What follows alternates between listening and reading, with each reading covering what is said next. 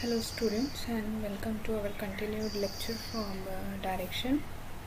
Earlier we have seen certain features and why direction is so important in any organization. We have seen that, and some definitions we have also seen, and we have seen the important elements of directing in the organization. Today, this lecture is going to start with the principles relating to the direction. So we have categorized this principles into two forms. The first one is related with the purpose, and the other principles is related to the process of direction. Okay, so first we will see the principles relating to the purpose of direction. So one of the main principle of directing is that contribution of individuals, right? As we know, everyone has to contribute to their efforts, their skills, their knowledge to attain the common goal or the objective of the organization, right? So in a manner, management should adopt such directing policies that can motivate their employees to contribute their maximum potential for the attainment of the organizational goal, right?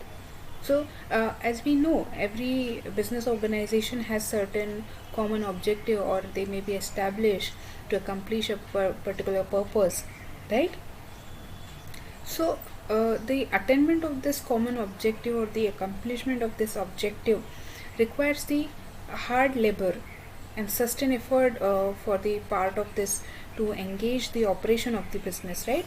So management should have to divide such or should implement such techniques of directing that will make the useful contribution in monitoring and inspecting the employees contribution to achieve this common goal, right?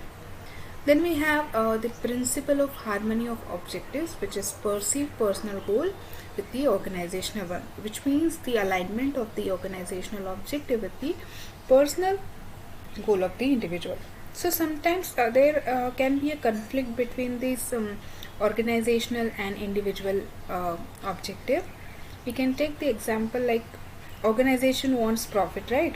Every organization wants to earn profit. So to increase this profit and to retain its major share in the market, whereas employees may perceive that they should get greater share as a bonus, or they have or for what they have worked really hard, right?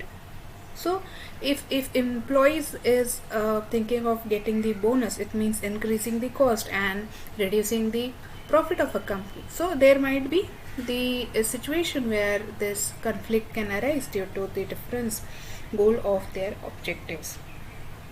But the directing is the one which help us to align the both objective, that to increase the profit of the organization, as well as the employees could get recognition and rewards in terms of the monetary or uh, in terms of the monetary and non-monetary rewards. Okay, then we have the principle of efficiency of direction.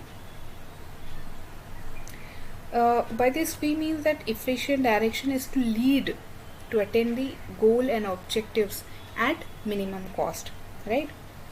This principle is called for the use of the appropriate technique of direction, effective system of transmission, efficient and we can say the far or fair sighted leadership, as well as the relevance of effective supervision by the leader or the directing manager in the organization, right? So efficient direction is always supposed to be a direction that which is acceptable by the working force, right? Without much dissent or dissatisfaction, they should accept what is the direction is given to them. So that is the motive, and that could be the principle implemented in the direction purpose. So if direction is efficient, then cost will ultimately cut down, the production and the productivity both will increase, right? And if this increase, then profit may go up, So ultimate consumers may get the product at the cheaper rate. So this could happen because the cost is decreasing, profit is increasing, and you can capture the as much as customers you want, right? So the principle of efficiency of direction is like mostly related with the mostly related to reduce the resistance from the employee, which is fairly and mutually accepted by the employees, the direction which is given. If they accept any decision, if they accept any direction, ultimately they feel more satisfied and they work hard towards the goal which is given to them. Excuse me for a minute.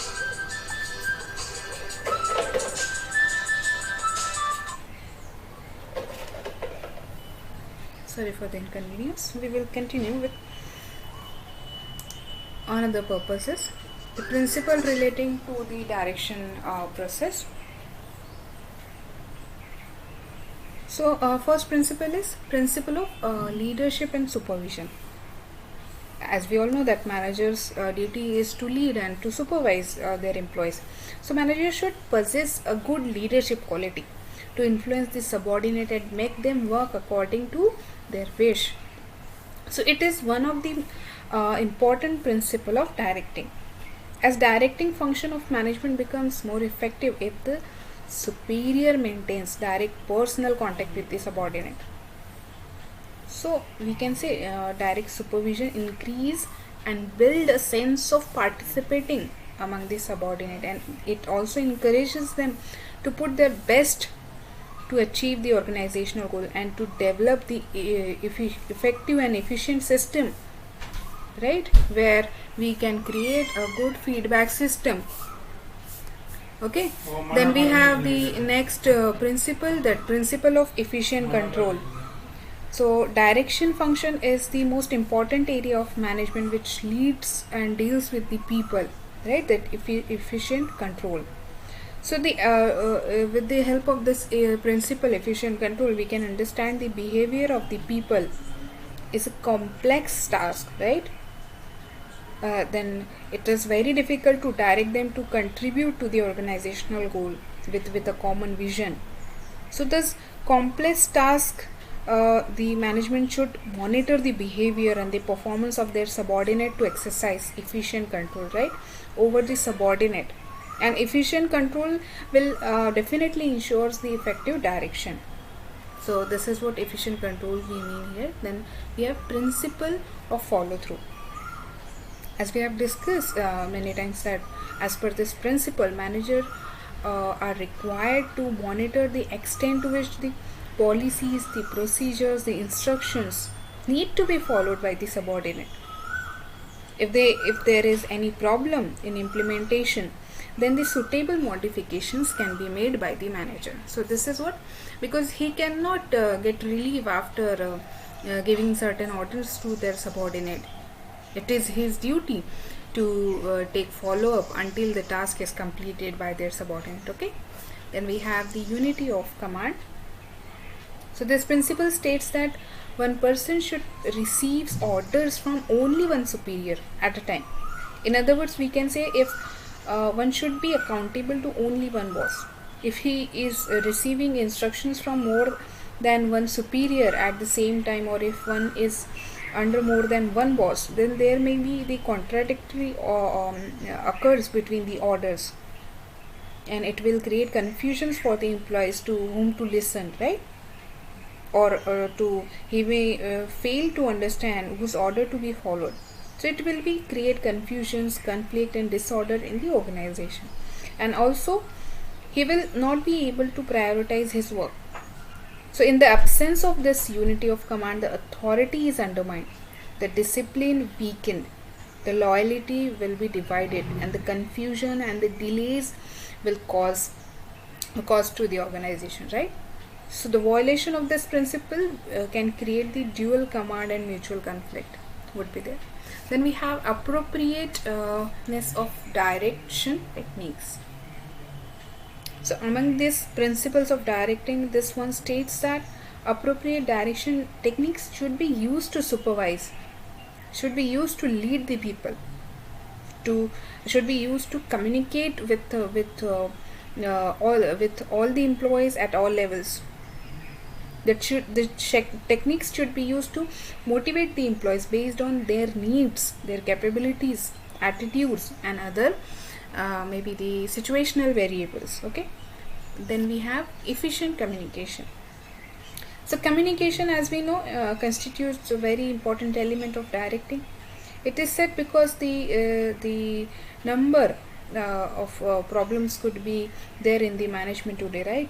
So communication is the means by which the behavior of the subordinates can be modified, can be changed, right, in an effective manner, and to change their actions, right? So management ideas, objectives, orders, appeals, or observations, some instructions, suggestions, all this have to be exchanged among the managerial personnel and their subordinate, because they need to operate in different levels in the organization for the purpose of planning and executing the business policies, right? So for each and everything we need to communicate with each other in the organization. So directing will mainly depend upon the effectiveness of the communication. In case of any orders and instructions are not properly conveyed, then this may not be properly implemented. So hence efficient communication is one of the important principle. Then we have comprehension, means ability to understand. So the communication that we have talked about, the communication that we need to communicate certain orders or instructions, which is mainly given to their subordinate by the superior, right? And then what is the duty of the subordinate? To communicate some things which is related to the task, such as their ideas, their views, their suggestions, right?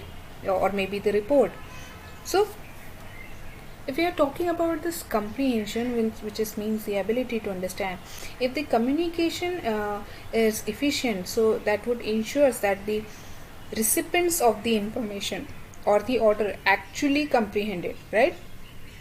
Unless the subordinate understand the assigned job or the instructions, it will be meaningless to give emphasis upon the direction, right? According to this principle, it should be seen that the instructions are clearly conveyed to the employee, and it should be ensured that they have understood the same meaning as was intended to be communicated to them, right? So this principle assumes the importance, the primarily, because in fact what is heard and how much is understood is more important than what is said and how it is said, right? So it is essential for the management to make provision for proper feedback system of communication, and also the confirmation of the management to the subordinate. So what is said and how it is understood and how much it is understood, it is very important, rather than what is said and how it is said, right? So this is the another principle. Then the use of informal organization. This is the principle, but it gives the benefit to the managerial level positions, because within every formal organization there informal groups exist in the organization, right? So the manager should identify those groups to use them to communicate some important information. There should be a free flow of information among the seniors and subordinates, right, as an effective change of information, which is really important for the growth of the organization. So as the duty of manager is to direct, so he can use this informal organization, means the informal groups in the organization, effectively to communicate something without or we can say the beyond the scalar chain or beyond the chain of command. So he can use it properly to communicate something which is very important and need to be communicated as a free flow of information or communication.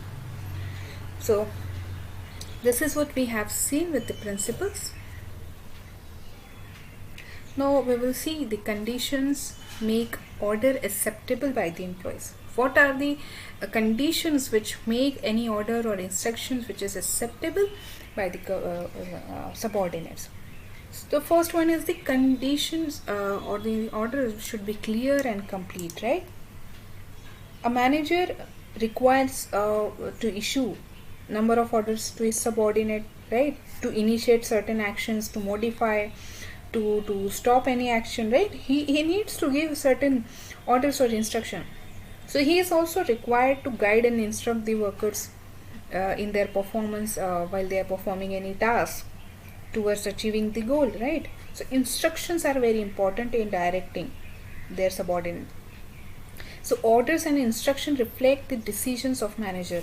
So a good order or instruction should have these characteristics. The first one you can see on the screen, that is the clear and complete.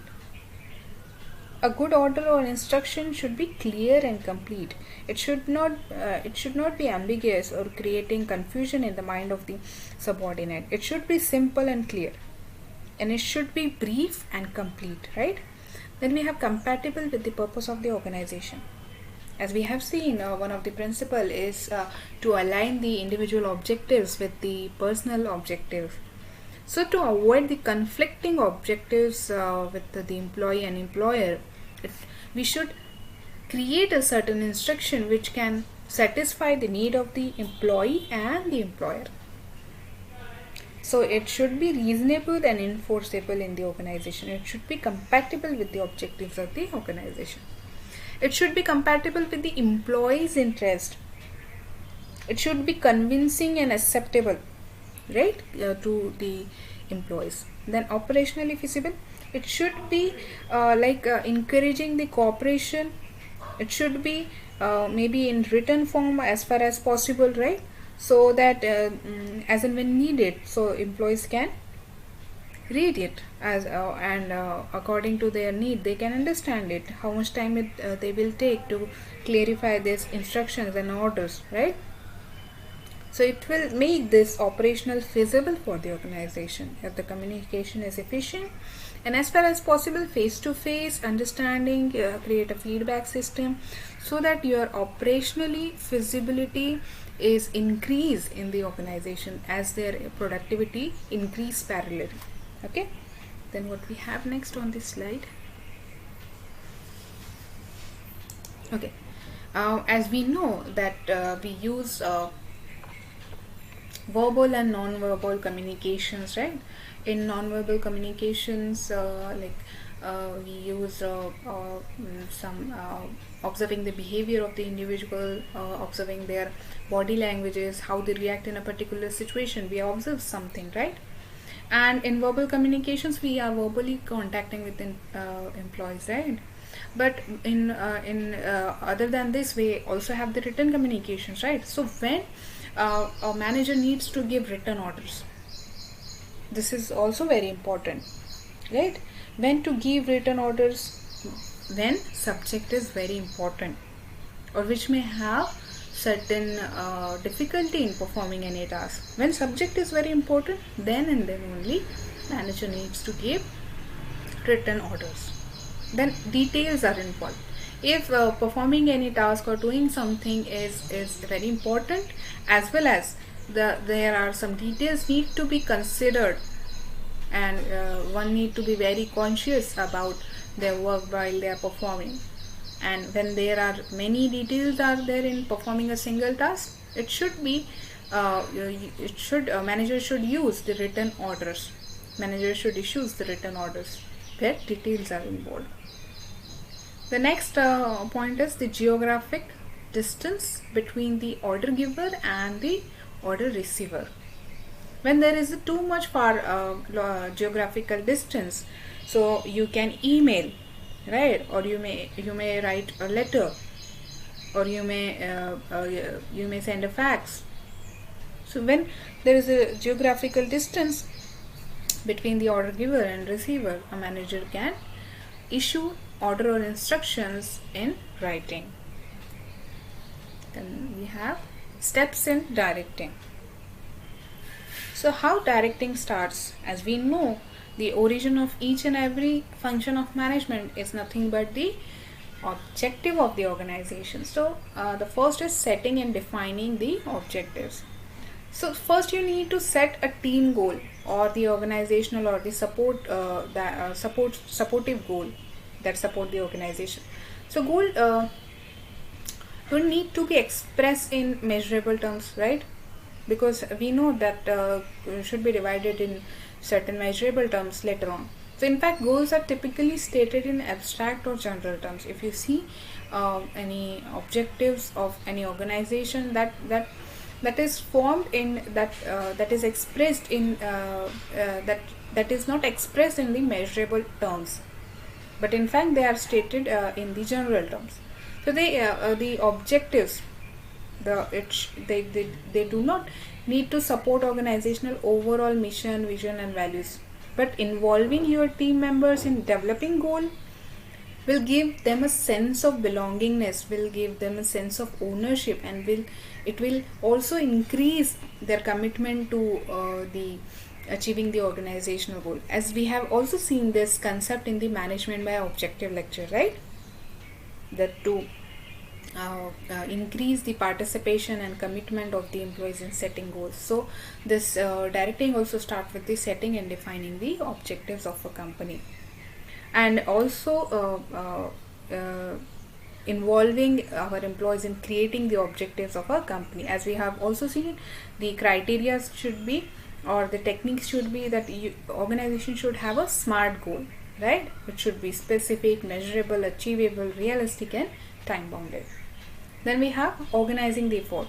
When we have set our objectives, we need to organize, we need to assign tasks, we need to group tasks into department, we need to delegate authority, we need to allocate resources across the organization. So during this organizing process, managers coordinate with employees, resources, policies and procedures, which facilitates the goals to identified in the plan, right? So organizing is very highly complex task which involves a systematic review of the human resources, finance, what are the priorities of our business plan, right?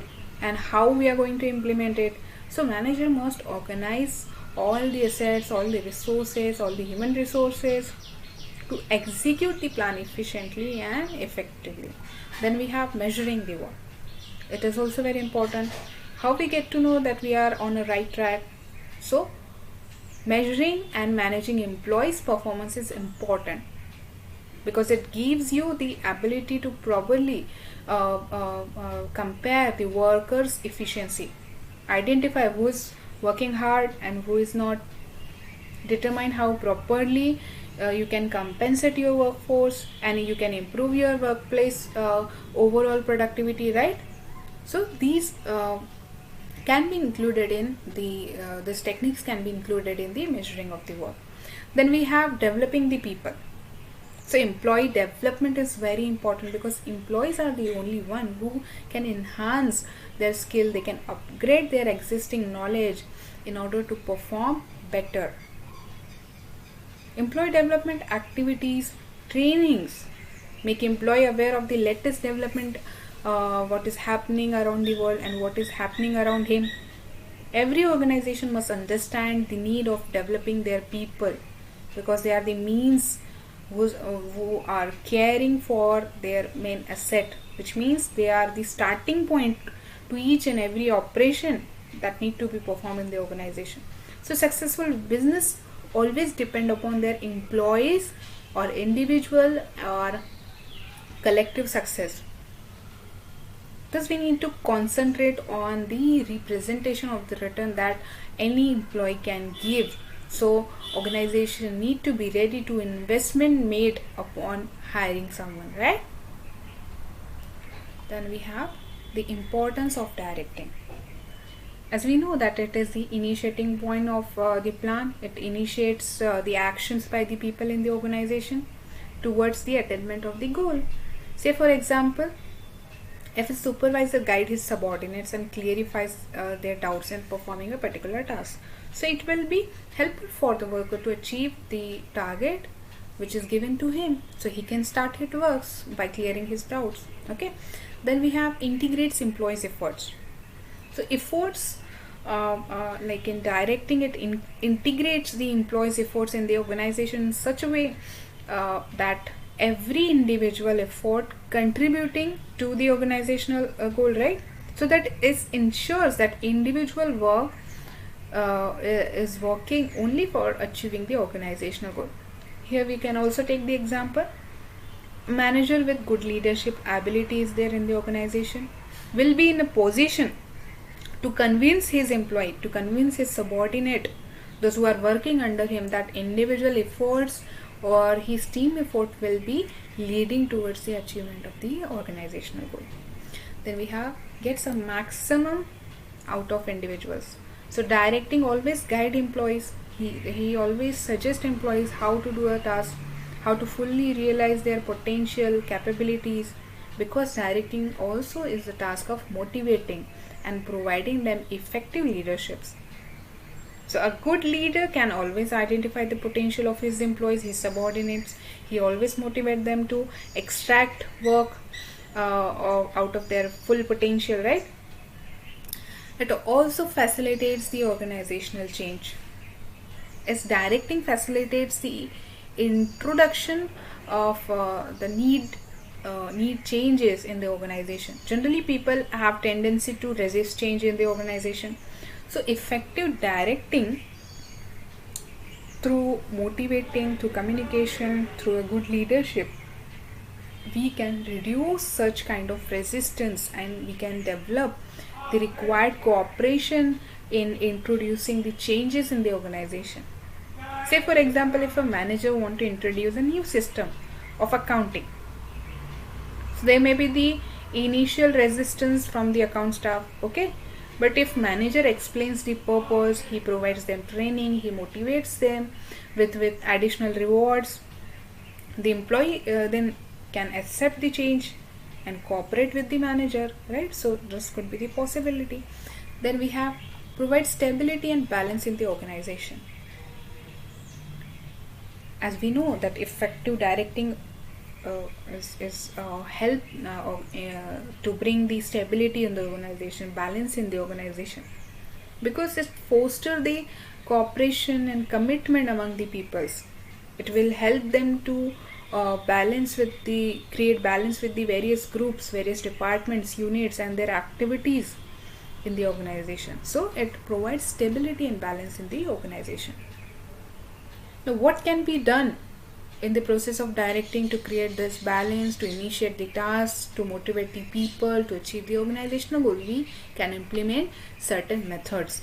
How one can implement certain methods of directing? So the first method is by force.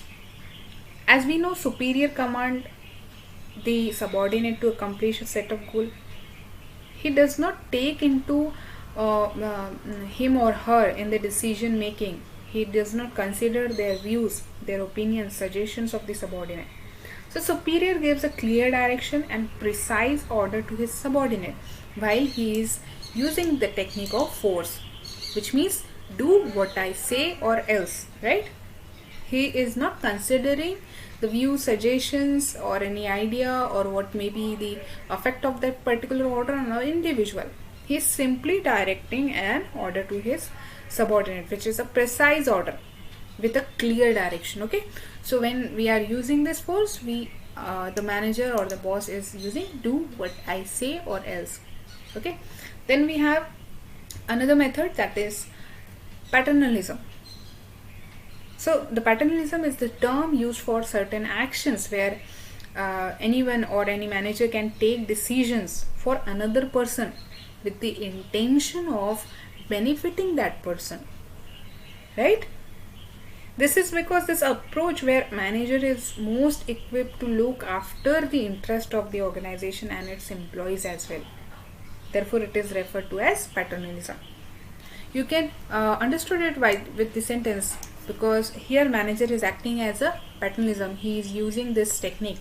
So what did he say, or while giving the instruction, do what I say because I am good to you, I am talking about your benefit, you should do this in this manner because it is benefited for you, it will give you training, it will train you for the future or upcoming promotions, right? So this is the second method. Then we have bargain. So this method is used to create the give and take relationship between the superior and subordinate. This means that there may be the deal between the manager and his employees, so that there will be the positive and mutually beneficial relationship can be developed between them. So by using this technique, what manager can do, he can say, you do as I say in certain respects, and I do so you say in certain other respect. Then we have harmony of objectives. This is the very important, and this can be implemented by each and every manager in the organization. And very often we find that individual objectives of the employees and the organizational objectives are understood rather than creating conflict with each other. So this can be helped with the by following certain principles of the directing.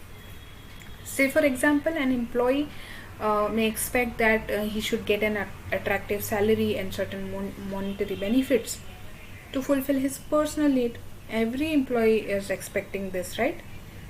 So the organization may expect, on the contrary, that employees need to improve their productivity so that they can achieve the expected profit, right? But with the help of good directing, we can provide the harmony by convincing both employees' rewards and workers' efficiency, because they are complementary to each other. So we can establish certain performance measures. If anyone achieve it, they will be rewarded, right? So these are certain methods we have seen. Okay, now in the next lecture we are going to see, and we'll begin with the coordination concept. Thank you students for listening to this video.